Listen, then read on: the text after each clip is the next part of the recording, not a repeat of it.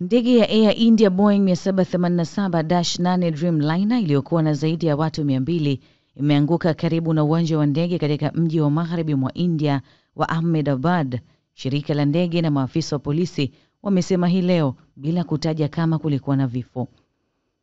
Taarifa za hivi punde zimesema ndege hiyo ilikuwa ikielekea katika uwanja wa ndege wa Gatwick wa London nchini Uingereza.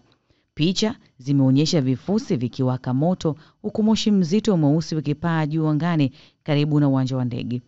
Kulingana na tovuti ya ufuatiliaji wa ndege Flight Radar, ishara ya mwisho ya ndege hiyo ilipokelewa sekunde chache baada ya kupaa.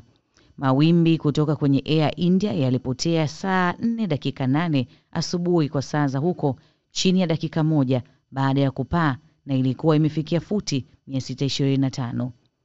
Video na picha zimeonyesha jinsi watu wakihamishwa kwenye machela na kuchukuliwa kwenye magari ya wagonjwa. Jumla ya watu 242 walikuwa kwenye ndege hiyo, shirika la habari la ANI liliripoti likinukuu chumba cha kudhibiti cha polisi jimbo la Gujarat. Kituo cha televisheni cha CNN 18 cha India hata hivyo kilisema kulikuwa na abiria 220 na wafanyakazi 12 kwenye ndege hiyo, na mpaka sasa hakuna kifo kilichotangazwa. Mimi ni Gina Baltazari. Hizi ni ripoti za hivi punde.